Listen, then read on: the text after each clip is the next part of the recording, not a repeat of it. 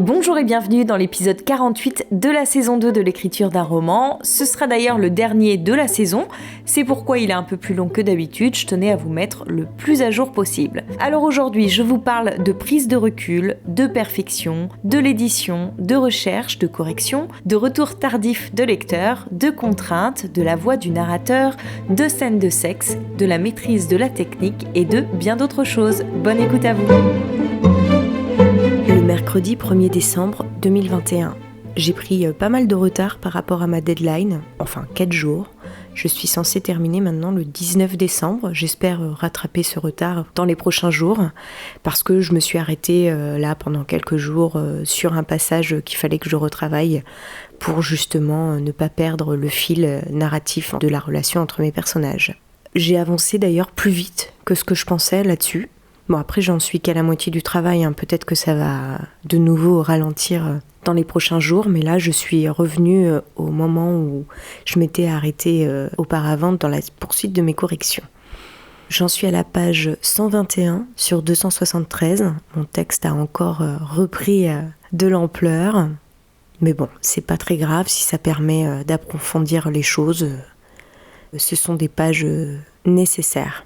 Je suis plutôt assez contente de ce que j'ai relu aujourd'hui par rapport à ce que j'avais travaillé hier. Je trouve qu'à présent ça fonctionne bien. À voir maintenant si ça fonctionne vraiment bien dans une prochaine relecture, une fois que j'aurai laissé un peu mon texte reposer, parce que évidemment là c'est compliqué d'avoir du recul par rapport à ce que j'écris étant donné que j'ai vraiment le nez dedans. Le jeudi 2 décembre 2021. Aujourd'hui, je n'essaye plus d'atteindre la perfection. J'essaie juste que mon texte soit compréhensible et assez satisfaisant pour l'envoyer dans une maison d'édition. Par exemple, là, je suis tombée sur 3 chapitres, les 3 chapitres que j'ai relus aujourd'hui, sur lesquels j'ai travaillé pour les corrections, que je trouve pas terribles en fait. Les 2 premiers, je trouve qu'ils sont très explicatifs. On n'est pas beaucoup justement dans le fait de montrer les choses plutôt que les expliquer. Mais bon, ça fonctionne quand même si c'est pas extraordinaire, cette façon de dire les choses. En fait, c'est des passages que j'ai énormément retravaillés, mais pour l'instant, j'ai pas trouvé la forme idéale pour les dire, et donc ils me plaisent toujours pas. Mais en même temps, comme ils sont assez courts et qu'ils se positionnent au milieu de moments qui sont assez prenants, bon, c'est peut-être une pause un peu dans le récit, c'est peut-être pas gênant tel quel. Je me rends pas bien compte vu que j'ai le nez plongé dedans. Donc je vais laisser pour l'instant, je pourrais vraiment m'arrêter pour retravailler dessus. Peut-être aussi je me sens un petit peu pressée par la deadline du 15 décembre que j'ai largement dépassée. Mais bon, je me dis, si vraiment ça me gêne lors d'une prochaine relecture, il sera toujours temps de retravailler dessus. Mais si mon texte fonctionne comme ça, même si c'est pas extraordinaire, bon, je peux peut-être laisser tel quel pour un prochain envoi et puis retravailler dessus par la suite. Là, vraiment, le but, c'est de préparer mon texte à un prochain envoi en maison d'édition. Mais comme je le disais, la prochaine fois que je l'envoie en maison d'édition, il faudrait que ce soit un texte qui soit prêt à être publié. Si moi je faisais de l'auto-édition, est-ce que je m'arrêterais là dans le travail ? J'ai l'impression quand je parle de mon roman, que ça fait 5 ans que je travaille dessus, souvent je me rends compte qu'on trouve que c'est un peu trop. La plupart des personnes à qui j'en parle, surtout les personnes qui écrivent, estiment que je suis peut-être trop perfectionniste. Hier par exemple, je discutais avec une autrice qui a publié un livre et j'ai senti quand je lui disais que ça faisait aussi longtemps que je travaillais sur ce roman que pour elle c'était trop. Que sans doute pensait-elle que je tombais dans le travers de ces auteurs qui ne s'arrêtent jamais de travailler leur texte. Mais moi j'ai pas l'impression d'être là-dedans. J'ai vraiment l'impression que c'est pas du chipotage, je suis pas en train de retravailler la langue en fait. D'ailleurs c'est ce que je lui ai dit, je suis pas en train de faire de la dentelle depuis 5 ans. C'est que je retravaille la structure de mon texte qui ne me convient pas. Et puis en fait je suis tombée dans tous les travers des débutants, ce qui fait que ça me demande beaucoup de temps pour retravailler tout ça. Moi ça me semble pas tant surprenant, parce que bon, comme je le dis souvent, en vrai ça fait 5 ans que j'ai commencé à travailler sérieusement sur ce roman, mais j'ai pas 5 ans à temps complet dessus. C'est un peu plus de 2000 heures de travail. Certes, ça reste conséquent. Mais 2000 heures de travail, ça représente quoi ? Ça représente 14 mois et 14-15 mois, quelque chose comme ça, à temps complet. C'est pas non plus démesuré, il me semble, par rapport à la longueur de mon roman, par rapport au fait que ce soit le premier. Je pense que lors de l'écriture d'un prochain roman, je mettrai 2 fois moins de temps, et puis j'essaierai aussi de ne pas faire aussi long, ce qui me permettra de gagner encore du temps. Bon, malgré que j'ai travaillé sur une dizaine de pages aujourd'hui, je n'ai pas récupéré mon retard dans l'avancement de mes corrections et je suis pas hyper satisfaite de ce que j'ai lu aujourd'hui. Alors il se peut, vu que j'ai mal dormi cette nuit, que je sois un peu fatiguée et donc du coup que je vois mon texte sous un mauvais jour. Peut-être. Est-ce ça ? Je ne sais pas. Mais bon, je vais laisser tel quel pour le moment. Et je préfère voir ça lors d'une prochaine relecture. J'ai l'impression là que ça y est, de nouveau, j'ai le nez trop collé à mon texte, ce qui fait que je ne vois plus rien et que j'ai de nouveau envie d'avancer très vite. En fait, ça me fait toujours ça quand je dépasse à peu près la moitié. J'accélère et du coup, je fignole moins. Et puis à chaque fois, à chaque relecture, je me dis « Ah, c'est pas terrible ». Donc là, je vais reprendre le texte de plus en plus tard. Comme ça, je vais retravailler chaque passage comme j'ai fait pour le début. Le vendredi 3 décembre 2021. Je suis repartie en arrière sur mes corrections parce qu'il y a toujours un passage, je crois que je vous en parlais hier, que je trouve pas très bien écrit. Et comme en relisant mes notes de ma dernière relecture, j'avais déjà noté ce passage de cette façon-là, je me suis dit qu'il fallait quand même que je le retravaille. C'est le chapitre qui s'appelle « L'appel du Gothule ». Je m'y suis attelée, je pense que la petite scène que j'ai écrite à la place marche beaucoup mieux que ce que j'avais auparavant. Je vais laisser reposer et puis je verrai ça lors de la prochaine relecture. Est-ce que ça me fait toujours cette impression pour ces passages-là ? On dit souvent que les passages qu'on n'aime pas écrire ou qui sont un peu plus ennuyeux à lire, peut-être qu'ils n'ont pas leur place dans le roman. Mais franchement, moi je ne sais pas comment je pourrais me passer de ces passages. Ils sont indissociables de la partie réalisation du film et quête autour de cette tradition qu'Olivia est venue chercher en Inde. J'en parle tellement au démarrage, ça fait vraiment partie de son objectif. Si ensuite je ne décline plus ce qui se passe autour de cette quête, toute la structure de mon roman est à revoir. Donc je pense surtout que ces passages sont mal écrits et que du coup ils ne fonctionnent pas de cette façon. Autre chose aussi que je voulais vous dire, c'est que dernièrement j'ai rencontré une autrice qui a été publiée dans une grande maison d'édition. Et il se trouve qu'elle a eu une très très mauvaise expérience avec cet éditeur. Je vais peut-être pas la nommer parce que je voudrais pas que ça lui cause du tort. Mais en gros, ça donne pas du tout envie d'envoyer mon manuscrit chez eux. Et en fait, j'ai un petit peu peur pour certaines grandes maisons d'édition qu'ils n'accompagnent pas vraiment leurs auteurs, qu'ils ne fassent pas un vrai travail éditorial autour du texte, qu'ils ne prennent pas le temps, qu'ils attendent juste qu'on leur envoie des manuscrits déjà aboutis sur lesquels ils auront 2 phrases à changer, pas plus. Et j'avoue que je préfère être publiée dans une maison d'édition un peu plus mineure, mais qui a un vrai échange avec l'éditeur, un vrai travail éditorial, plutôt que dans une grosse maison d'édition où j'aurais un peu l'impression d'être livrée à moi-même et à l'abandon. Et puis même elle, cette autrice, elle se demandait mais pourquoi ils avaient agi de cette façon avec elle, parce que quelque part ils avaient dépensé de l'argent pour publier son livre et derrière, finalement, ils n'avaient pas tellement cherché à le vendre. Il y avait eu plein de dysfonctionnements autour de la promotion de son livre, genre elle était invitée à un salon, elle n'avait jamais été mise au courant comme quoi elle était invitée là-bas. Et elle l'a découvert des mois plus tard, ce genre de choses. Donc c'est un peu ça aussi que je redoute avec une maison d'édition, c'est que ça se passe pas bien. Parce qu'une fois qu'on a trouvé une maison d'édition, encore faut-il qu'il y ait un échange de confiance entre un éditeur et un auteur. Et ça, c'est pas toujours le cas. Même si dans de nombreux cas, ça se passe très bien, il y a aussi de nombreux cas dans lesquels c'est pas terrible. Vu les histoires que j'entends de part et d'autre, ça fait pas toujours envie. C'est aussi une des raisons qui font que je retarde l'échéance toujours plus. Le samedi 4 décembre 2021. Je reprends la correction de mon roman L'Inde de Suraj à la page 141 ce matin. Et là, je me suis arrêtée pour faire une petite recherche parce que dans une scène, je parle d'un massacre qui a eu lieu dans la région du Chhattisgarh parce qu'il y a des mouvements terroristes, il y avait des mouvements terroristes en tous les cas à l'époque où j'y allais dans cette région. et j'évoque rapidement un massacre de policiers ou de gendarmes dans mon roman, et je parle de 70 morts. Je me dis quand même c'est un peu énorme, mais en même temps moi il me semble c'est vraiment ce à quoi j'ai assisté quand j'étais en Inde.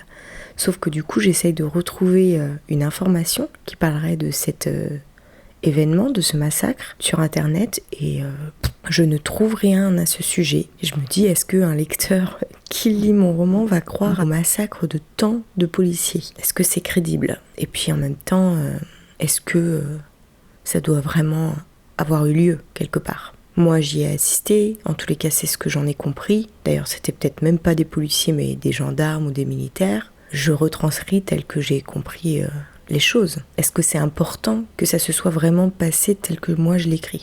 Pas sûr, ça reste de la fiction. Même si je mets des dates, même si je parle de choses existantes.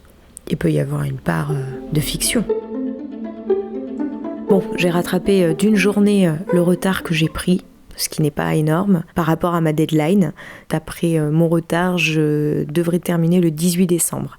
J'espère rattraper ça demain parce que j'aurai un petit peu plus le temps de me consacrer à l'écriture, étant donné que je ne travaille pas. Donc je vais essayer de faire une grosse séance, genre de 3-4 heures le matin, pour tenter de rattraper. Après, c'est pas sûr que je puisse rattraper parce que j'aimerais ajouter une nouvelle scène. Là, dans mes corrections du jour, j'ai remarqué qu'il manquait une scène derrière un passage, quelque chose qui viendrait agrémenter ce moment-là parce que on a envie d'assister à quelque chose que j'ellipse. Au début, je me disais que ça servait à rien de rajouter quelque chose parce que en fait, ça risquait d'être superficiel.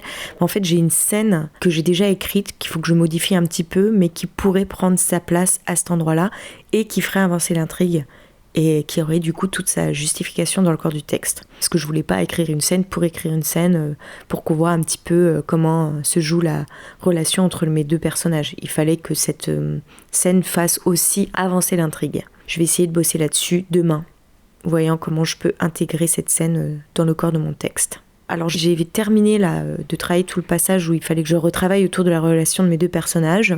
Je pense que j'ai un peu plus approfondi les choses. Je me rends pas compte de ce que ça donne parce qu'il faudrait que je puisse relire tout le texte et je ne veux le relire qu'une fois que je l'aurai laissé reposer. Là, ça sert plus à rien, j'ai trop le nez dedans. Donc ça sera lors de ma prochaine relecture. Je vais peut-être constater que c'est encore pas ça.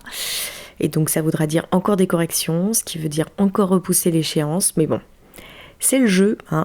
C'est vraiment le jeu de l'écriture. Je pensais pas que je pouvais être aussi assidue sur un texte, hein. Waouh, c'est fou. Et après, je pense que mon perfectionnisme est tout à fait légitime, quoi. C'est pas une manière de procrastiner, me semble-t-il. C'est tellement long d'écrire un livre, ça demande tellement d'efforts, de temps et d'énergie que ce serait dommage de bâcler les choses alors que je pourrais proposer quelque chose de beaucoup mieux. Parce que je sais que je suis pas encore allée au-delà de ce que je pouvais faire. Pour la première partie de mon roman, je sais que là, je vais avoir du mal à faire beaucoup mieux. Mais par contre, je sais que j'ai des passages que je peux encore améliorer. Autant essayer de tirer le meilleur de moi-même. Même si ça me demande encore du temps, encore de l'effort, etc. Dernièrement d'ailleurs aussi, je me faisais la réflexion que si je n'arrivais pas à vivre de l'écriture dans les prochaines années, ou si je n'arrivais pas à me faire publier, je mettrais tous ces manuscrits que j'ai écrits de côté. Et s'il n'y en a aucun qui trouve chaussure à son pied au niveau des éditeurs, rien ne m'empêchera d'ici une petite dizaine d'années de commencer à les publier à raison d'un par an. Puisque apparemment pour vivre de l'auto-édition, il faut pouvoir publier et être assez prolixe dans sa production. Ce qui est évidemment pas trop mon cas. Mais par contre, si j'en ai plusieurs d'avance, ça pourrait peut-être le faire. Bon, après, c'est pas forcément le but. Mais si ça peut me permettre de vivre de ma plume, c'est une question qui se réfléchit quand même. À condition évidemment que je n'ai pas trouvé de place dans une maison d'édition, que j'ai été refusée de partout, ou que j'ai vécu une expérience un peu malheureuse avec un éditeur. Parce que ça, c'est aussi quelque chose qui peut arriver. Le dimanche 5 décembre 2021. Je poursuis la correction de l'Inde de Suraj. J'en suis à la page 166 et mon texte a encore pris 5 ou 6 pages. Maintenant, il fait 278 pages.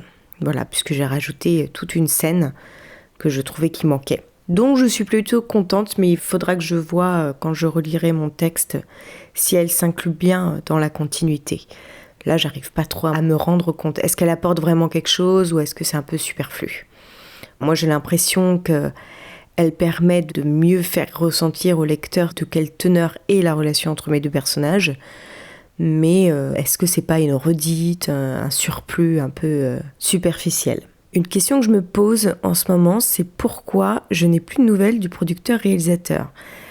Je crois que la dernière fois que je l'ai eu au téléphone, c'était il y a 2 semaines. Il m'a dit qu'il allait se remettre à la lecture.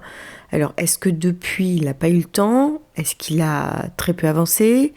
Est-ce qu'il a terminé mon texte et qu'il n'ose pas me dire il trouve pas ça terrible, la deuxième partie de ce qu'il a lu ? Est-ce qu'il a du mal finalement à le finir parce que la lecture n'est pas si aisée que le démarrage ? Je me pose plein de questions, je ne sais pas trop ce qu'il en est. J'ai pas non plus envie de le harceler parce que si ça se trouve, c'est simplement qu'il n'a pas eu le temps. Mais bon, quand même, ça fait long là.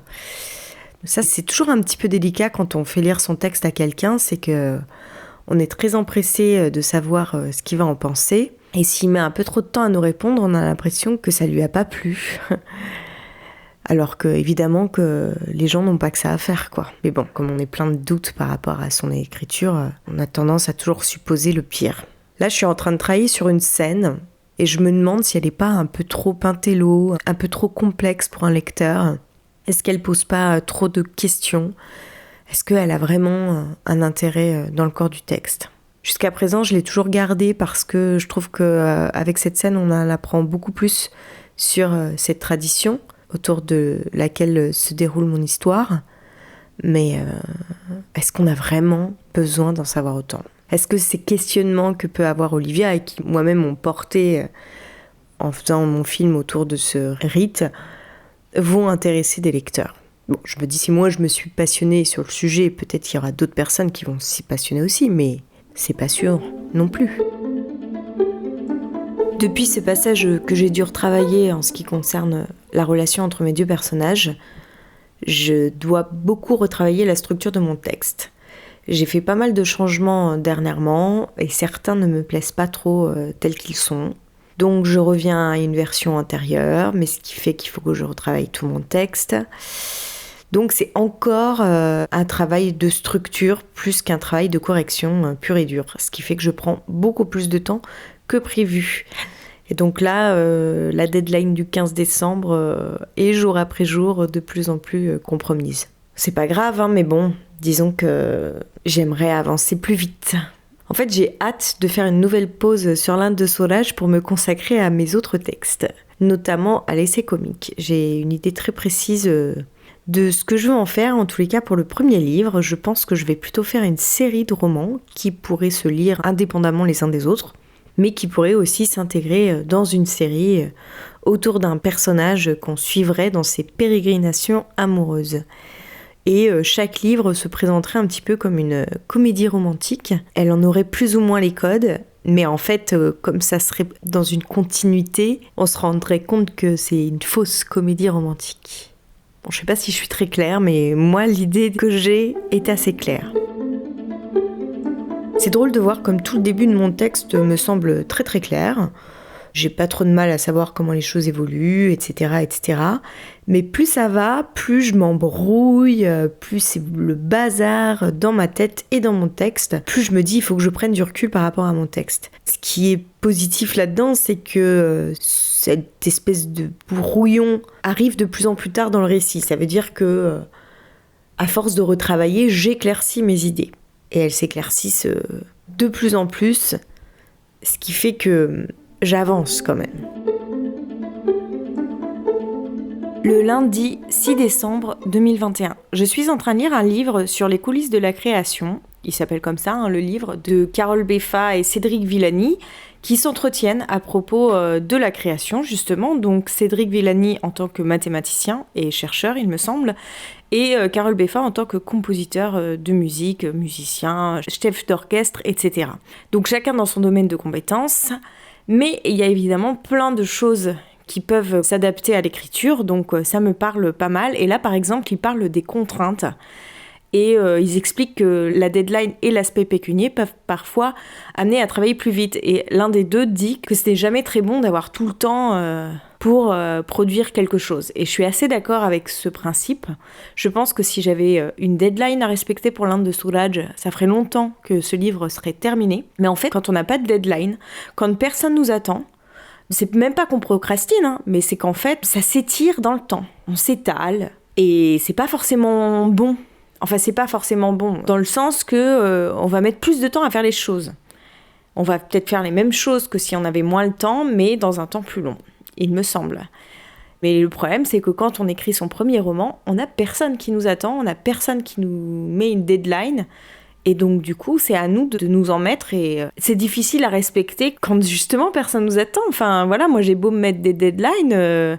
Si je devais dire je finis mon projet à telle date, si je considère qu'à cette date-là, il n'est pas vraiment abouti, je vais continuer à travailler dessus. Jusqu'à présent, ça fait plus d'1 an, je crois, que j'ai l'impression que j'arrive au bout. Et puis en fait, dès que je les relis après une pause, je me rends compte que non, il y a encore plein de choses à travailler. Alors maintenant, j'essaye quand même d'aller à l'essentiel. Je ne retravaille que les passages qui sont absolument nécessaires parce que... ils sont encore un peu bancals ou un peu même très en dessous par rapport au reste du texte. Mais ce qui est lisible d'un point de vue extérieur, même si c'est pas parfait, même s'il y a des défauts que je n'aime pas, que je souhaiterais améliorer si j'avais un peu plus de temps, et le temps, j'en ai, j'essaye de pas m'y attarder trop. Là, vraiment, j'aimerais pouvoir avoir une version définitive que je puisse envoyer au maximum de maisons d'édition. Le but, c'est de ne pas échelonner mes envois, c'est de faire un envoi groupé, genre de 10, 20, 30 maisons d'édition même, quitte à ce que ça me coûte un petit peu d'argent, je m'en fiche, mais je veux pouvoir faire ça. Parce que ça fait depuis trop longtemps que ça traîne, j'aimerais vraiment pouvoir passer à autre chose. Faire un gros envoi, écrire après sur un autre projet en attendant d'avoir des réponses. Et puis si je n'ai que des retours négatifs, dans ces cas-là, je reprendrai mon texte pour voir s'il y a possibilité soit de faire une auto-édition, soit de l'envoyer encore à d'autres maisons d'édition après l'avoir amélioré. Je ne sais pas encore ce qu'il en sera, soit de le mettre de côté pour une édition plus tardive. Et en attendant, je me concentre sur un autre texte. C'est vrai que ça m'embêterait de devoir le mettre de côté parce que je me suis vraiment fixée comme objectif avec ce texte d'aller au bout, et aller au bout, ça veut dire le publier. Par n'importe quel moyen, hein. Dès le départ, j'avais aussi pensé à l'auto-édition. Mais comme je connaissais pas trop le domaine, je m'étais pas penchée sur la question plus que ça. Donc c'est toujours dans un coin de ma tête. Si je dois le mettre de côté, j'ai peur qu'il ne voit jamais le jour, ce qui serait quand même dommage avec tout le travail que j'ai fourni. Le mercredi 8 décembre 2021. Je viens de commencer un nouveau roman, Rêver, je ferai le reste, de Véronique Cohu, publié aux éditions Grasset. Alors il se trouve que j'ai rencontré l'autrice récemment et que je vais sans doute faire un entretien avec elle prochainement, que évidemment je partagerai avec vous, donc je ne vais peut-être pas être très objective sur son écriture, mais toujours est-il que j'adore le ton sur lequel elle racontait son histoire. Et en fait, je me suis rendu compte que elle avait même pas besoin de décrire son personnage, la manière dont elle le fait parler, puisque c'est la narratrice, on comprend tout de suite qui elle est. Elle lui donne une voix, on ne peut que imaginer le personnage. Je l'entends parler à travers les mots qu'elle utilise, et je trouve que c'est un procédé qui est hyper efficace pour construire un personnage, pour faire vivre un personnage. C'est aussi pour ça que je me suis posé toutes ces questions autour du narrateur, parce qu'il me semble, quand c'est un narrateur-jeu, la façon dont il va raconter l'histoire va en dire beaucoup sur lui-même. Et du coup, on n'a même plus besoin de le décrire. Là, je peux précisément vous dire quel genre de personnage m'imagine. Alors après, c'est peut-être moi qui l'imagine de cette façon, mais je l'entends parler à travers le texte, et ça, je trouve que c'est très fort. Je vous lis un petit passage pour vous rendre compte de ce que je dis. J'avais réussi à constituer une clientèle qui se déplaçait de loin pour acheter mes délectables pâtisseries. Je peux dire en toute modestie que j'ai contribué à faire connaître cette spécialité française au pays du soleil levant. La bourgade était très fréquentée par des Japonais, véritables fans de Marcel Proust, qui y passa une partie de son enfance. Ma boutique faisait pratiquement face à la maison de sa tante Léonie. Il eût été logique que je propose des madeleines, mais la facilité me fait fuir. Donc je choisis mon dessert préféré, celui que ma grand-mère, qui se prénommait Madeleine, m'achetait chaque dimanche matin. À force de recherche, d'essais, de ratages, de découragement, je réussis à mettre au point la recette. Ma couronne de pâte à choux garnie de crème pâtissière au pralin additionnée de crème au beurre conquit d'abord le palais des Israéliens habitant l'île Combré, puis celui des Nippons. Donc voilà, c'est un petit peu pour vous donner le ton de l'écriture. Je pense qu'on imagine assez bien le tempérament du personnage. Il me semble. Alors après, évidemment, j'ai essayé d'y mettre un peu le ton et tout, mais je trouve que ça transpire à la lecture, quoi. C'est un élément à travailler. Je pense que par exemple, dans l'Inde de Suraj, je ne le travaille pas assez, ce côté-là. Mais bon, je me suis arrêtée sur beaucoup de points. Pour l'Inde de Suraj, je ne vais pas tout réécrire pour qu'on puisse sentir le tempérament de mon personnage à travers son texte. Quoique je pense qu'on le sente quand même un petit peu. C'est une romantique, elle aime bien les envolées lyriques, c'est une artiste, voilà quoi. Bon ça se ressent quand même un petit peu dans l'écriture, mais c'est peut-être pas aussi flagrant que là, dans ce petit extrait que je viens de vous lire. Le jeudi 9 décembre 2021. Il semblerait que j'ai terminé de travailler sur le passage où je devais approfondir la relation entre mes deux personnages. Et donc là, j'ai poursuivi mes corrections ce matin. J'en suis arrivée à la page 201 sur 279, donc il me reste moins de 80 pages sur lesquelles travailler. Je pense que ça va aller beaucoup plus vite à présent que j'ai dépassé ce moment un peu plus difficile dans le cœur de mon récit. Demain, il va falloir quand même que je revienne un petit peu en arrière parce que j'ai repéré des expressions que je répétais plusieurs fois dans le même passage, notamment l'expression en premier plan, en arrière-plan, ce genre de choses. Je crois que je le dis 3 fois en l'espace d'une dizaine de pages, donc c'est un peu beaucoup. Et il y a une autre expression aussi que j'utilise trop souvent, c'est quand je parle d'une expression sur le visage et j'ajoute la seule expression qu'il eût toujours connue. Et en fait, je crois que j'utilise cette formulation plusieurs fois dans le corps de mon texte. Comme c'est pas hyper courant, ça choque un petit peu. En tous les cas, moi, ça me heurte à la lecture. Donc je vais reprendre là-dessus demain. Et puis il y a aussi tout un passage de journal intime que j'ai réintroduit dans le texte plutôt récemment, qui est à retravailler là parce qu'il y a plein de maladresses dans la tournure des phrases, beaucoup de lourdeur. Donc ça, il va falloir que je le retravaille. C'est ce sur quoi je vais m'atteler demain. Je suis plutôt très contente de ma séance du jour. J'ai relu une scène clé dans mon roman, qui est vraiment un tournant dans l'histoire, un moment charnière. Et je suis assez contente de cette scène. Je trouve qu'elle fonctionne plutôt bien. Il se passe plein de choses. C'est assez intense sur le plan émotionnel.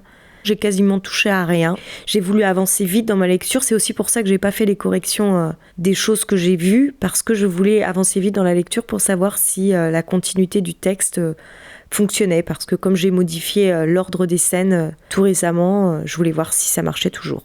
Alors j'ai repéré quelques petites incohérences justement par cette modification récente, mais de manière générale, il n'y avait pas grand-chose à changer.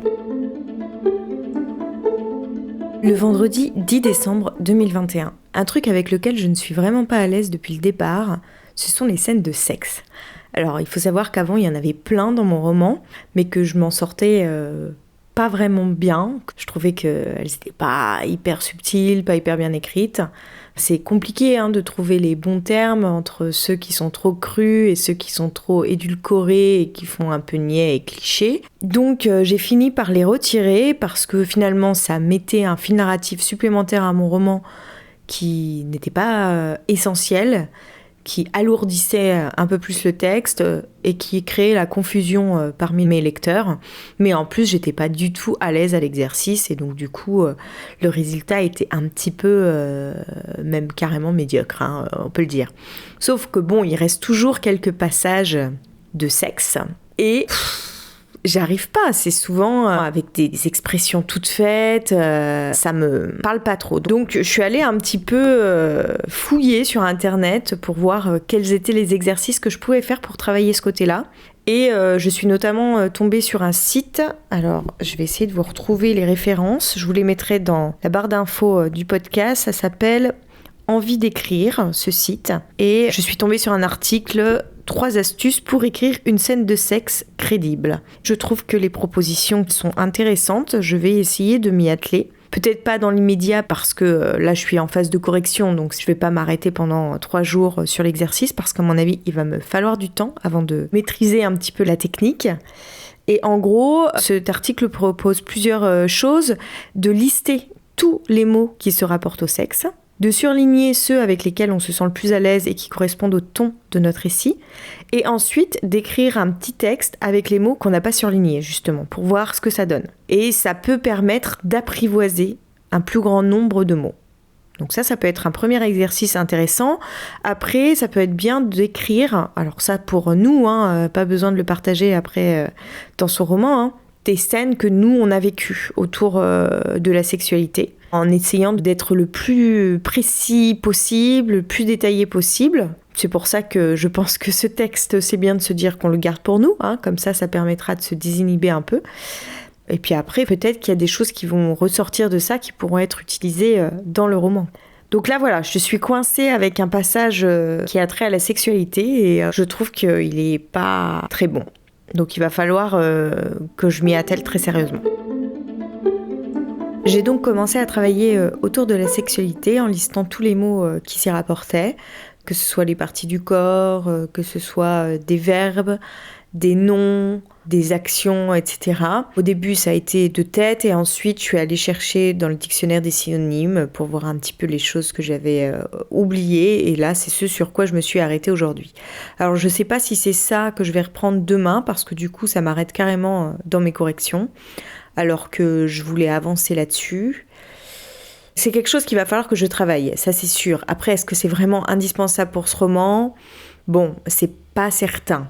C'est sûr que ce serait mieux si toutes mes scènes un peu érotiques étaient un peu plus travaillées, ça serait certainement mieux. Mais telles qu'elles sont aujourd'hui, elles tiennent à peu près la route. C'est pas mon point fort, mais c'est pas non plus catastrophique. Dernièrement, là, je viens de lire un livre où il y a plusieurs scènes de sexe et clairement, je pense que mes scènes sont un peu mieux que celles qui sont décrites dans ce livre, qui est un livre qui a reçu un immense succès et qui a été publié. Donc bon, je me dis que ça va, je suis pas complètement à côté de la plaque, c'est pas catastrophique, même si évidemment je pourrais faire mieux. Peut-être que demain, je vais reprendre sur mes corrections pour avancer. Parce que je suis toujours en retard par rapport à la deadline que je me suis fixée au 15 décembre. J'arrive toujours au 19 décembre avec ces moments où j'ai dû un peu m'arrêter sur certains passages. Donc j'aimerais rattraper ce retard. Le samedi 11 décembre 2021. Je suis à nouveau perdue dans mon roman. J'arrive à un passage où c'est un peu complexe, beaucoup de choses s'entremêlent et ça fonctionne pas très bien tel que c'est écrit, je suis un peu embrouillée et c'est également un passage où il y a beaucoup d'ellipses, donc je ne raconte pas tout ce qui se passe à ce moment-là, sauf que quand je fais ça, souvent je perds le fil. Et donc là, de nouveau, je repars avec cet outil qui est très utile dans les cas d'ellipse, c'est la chronologie, tout ce qui se passe jour après jour, pas heure à heure, mais matin, midi, soir. Comme ça, je sais où ils en sont, je sais ce qu'ils font et je vois où sont les incohérences. Et quand je ne trouve pas ce qui pourrait se passer, j'essaie de chercher des scènes que je pourrais mettre. Ça ne veut pas dire que je vais les introduire dans le récit, mais moi, j'ai une conscience précise de tout ce qui se passe et je peux en distiller des petits indices parfois si ça sert le récit. Du coup, je suis moins perdue, je garde le fil, je sais où j'en suis, je sais comment les choses avancent, je sais dans quel état d'esprit ils en sont jour après jour, et c'est beaucoup plus clair, ça m'éclaircit carrément les idées. Là, c'est là-dessus que je travaille sur la chronologie de ce nouveau passage. J'ai un peu le même problème que lors de leur premier séjour à Narayanpur, où je disais que je perdais un peu le fil sur la relation qu'ils entretiennent. Là, c'est pas vraiment que je perds le fil sur leur relation, je pense que je perds plutôt le fil là par rapport au documentaire. Et donc, du coup, il faut que je reprenne un petit peu le déroulé des choses. Le mardi 14 décembre 2021. Je suis un petit peu perdue là dans les corrections de mon texte. Je suis pas hyper contente de ce que je lis, alors que c'était censé être un passage à peu près abouti. J'en suis à la page 232 sur 277. Et à nouveau, j'ai l'impression qu'il faut reprendre tout un passage. J'essaye de pas trop le modifier par rapport aux notes que j'avais prises lors de ma dernière relecture. Parce qu'en fait, des fois, quand je plonge dans les corrections, j'ai tendance à tout vouloir changer, sans plus de recul sur ce que je suis en train de lire. Du coup, je remodifie tout, je rajoute plein de choses, et puis quand je relis, je fais « Ah bah non, ça ne marche pas » et tout.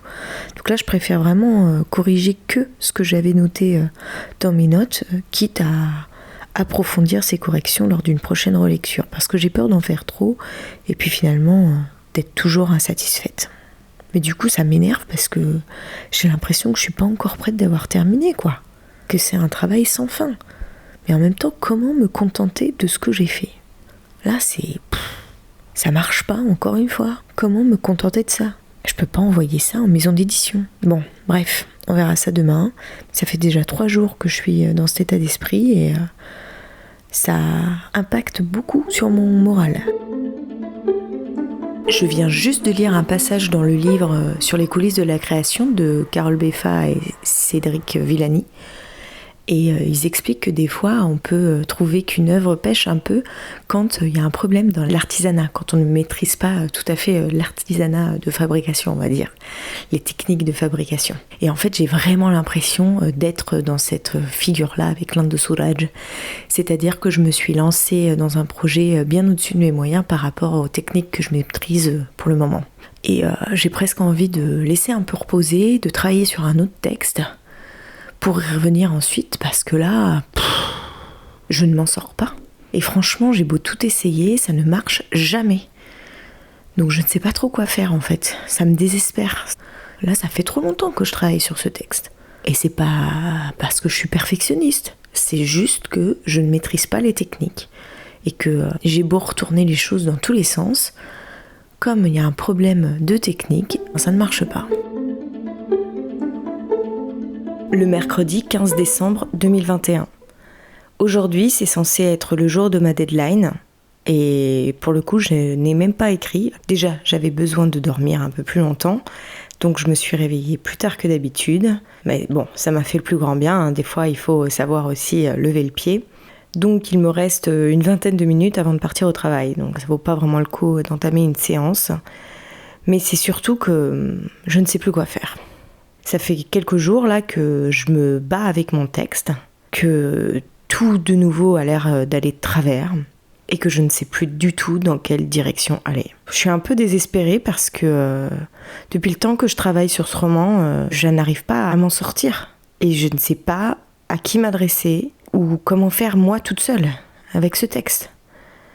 C'est sûr qu'il y a des bonnes choses, mais il y a aussi des choses qui ne fonctionnent toujours pas et c'est plutôt le texte dans sa globalité qui ne marche pas. Et ça, je ne sais pas comment l'arranger. J'ai l'impression d'avoir été dans toutes les directions, alors je peux continuer à tâtonner comme ça, hein, ça peut durer encore des années. Hein. Mais il y a un moment où il faut savoir juste mener les choses juste à leur terme. Et là, je suis paumée.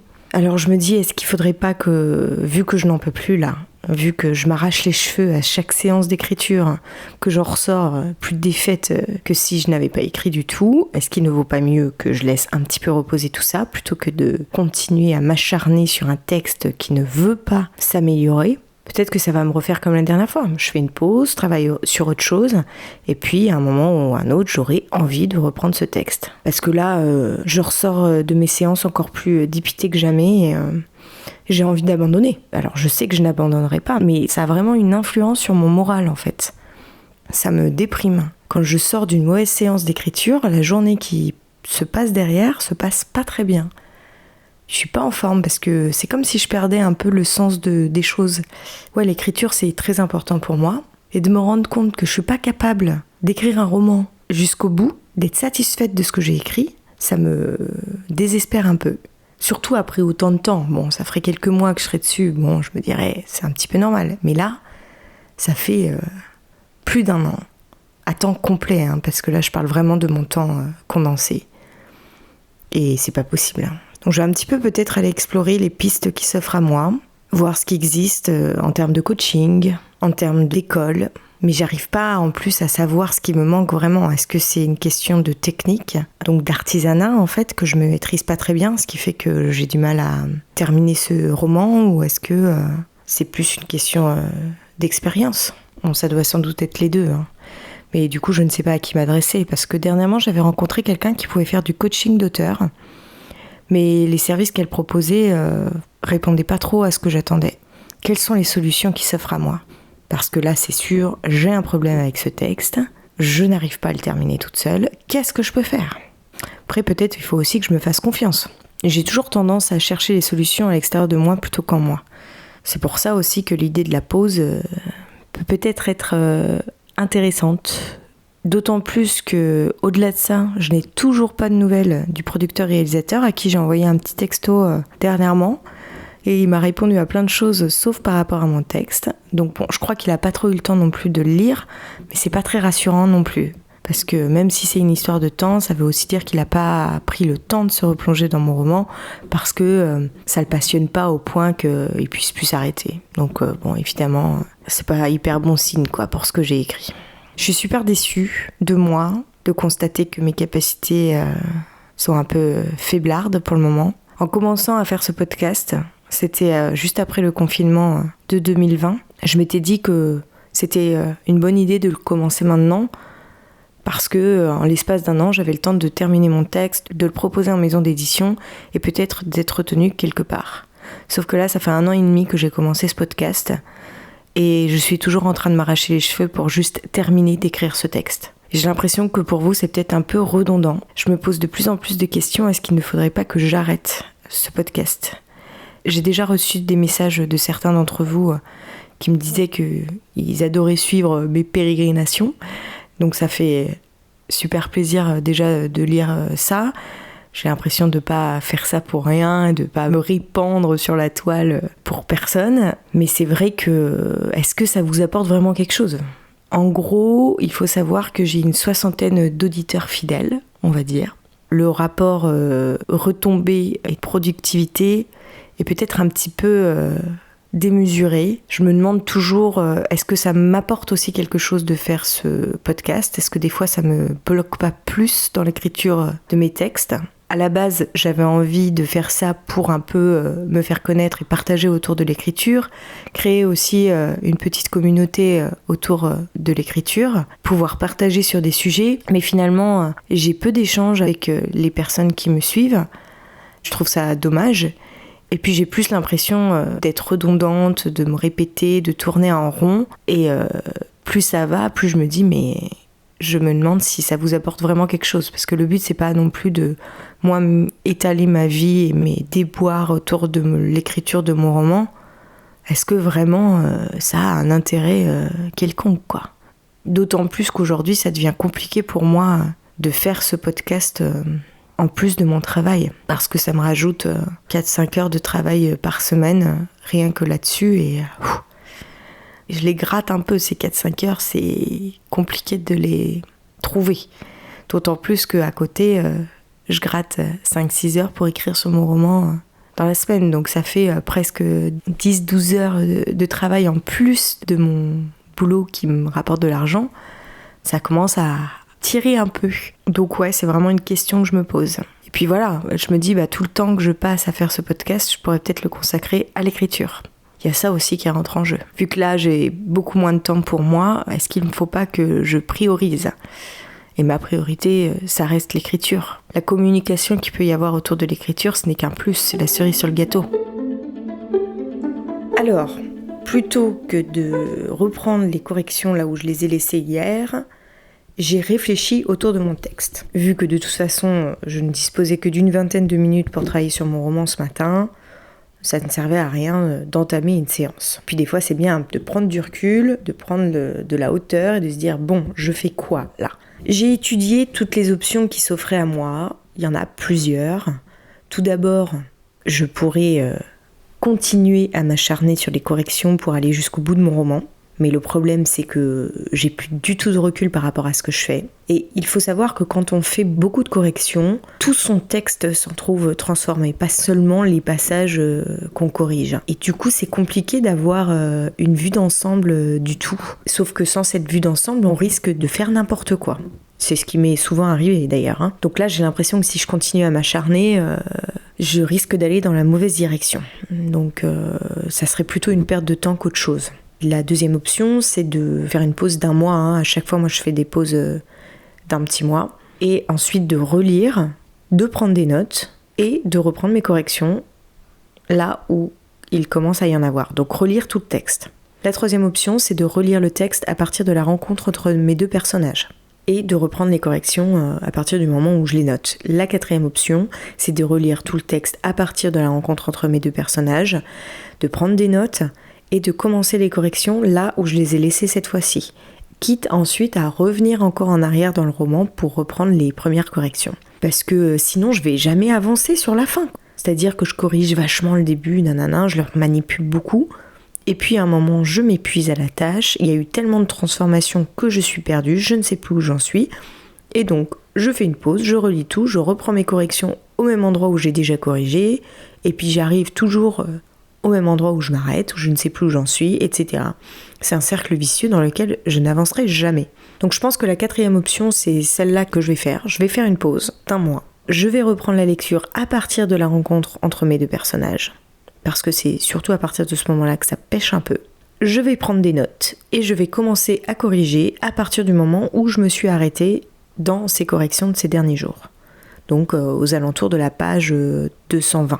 Je corrige les dernières pages avant de corriger les pages précédentes.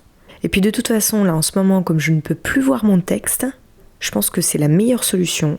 D'autant plus que la dernière fois que j'avais fait une pause, j'avais qu'une envie, c'était de m'y remettre. Donc on va faire ça. La pause commence dès aujourd'hui, on va dire, parce que aujourd'hui j'ai pas vraiment travaillé sur mon texte. C'est donc ce que j'ai fait, j'ai commencé ma pause ce matin et je me suis remise à l'écriture de l'essai comique.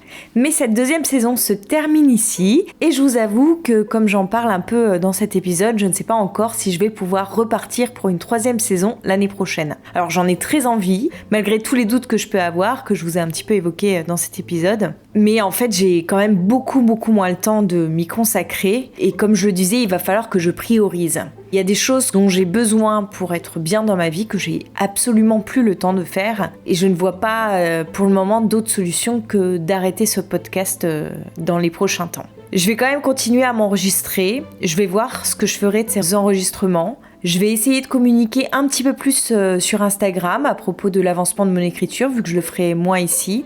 Et je me laisse le temps de la réflexion et je vous tiendrai au courant via Instagram encore une fois.